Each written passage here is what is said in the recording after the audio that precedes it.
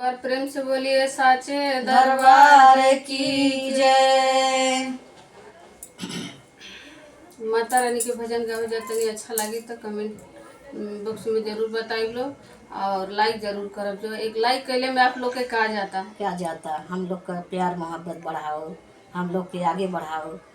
जे केहू देख रहा हो, माता बहनी भैया माई काकी चाची, हम लोग के आगे बढ़ाओ, हम लोग के एक लाइक करो।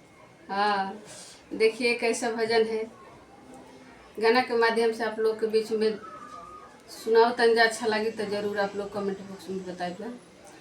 लाल रंग से नूराबा, लाल रंग पुतरिया, मैया लाल रंगवाना, मैया लाल हो रंगवाना, बाटे मैया के चुनरिया हो कि लाल रंगवाना, बाटे मैया के चुनरिया हो कि लाल रंगवाना। लाल रंग से नूराबा, लाल रंग पुतरिया हो कि लाल रंगवाना, मैया मोरी लाल रंगवाना, बाटे मैया के चुनरिया हो कि लाल रंगवाना, बाटे मैया के चुनरिया हो कि लाल रंगवाना।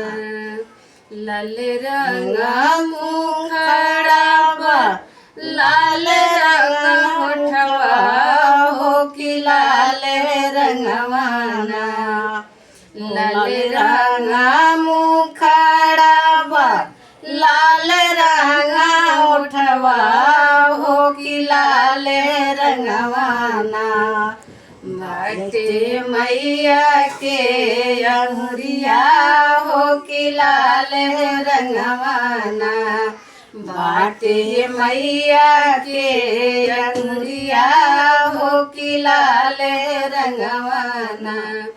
लाल रंग से नूराबा, लाल रंग टितुरिया हो कि लाल रंगवाना, लाल रंग से नूराबा, लाल रंग पुतरिया हो कि लाल रंगवाना, हो कि लाल रंगवाना, मैया के लाल की चुनरिया हो कि लाल रंगवाना, मैया के लाल की चुनरिया हो कि लाल रंगवाना।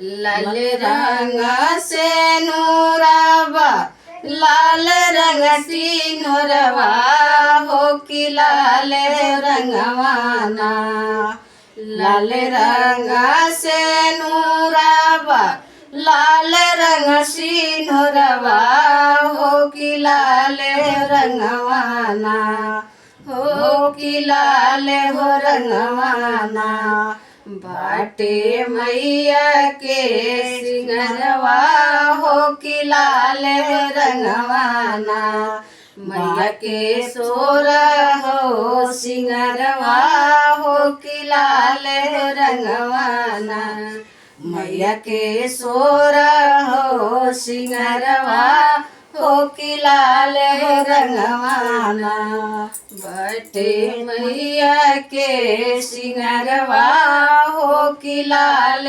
रंगवाना, बाटे अड़हुल के फूलवा हो लाल रंगवाना, बाटे अड़हुल के फूलवा हो कि लाल रंगवाना।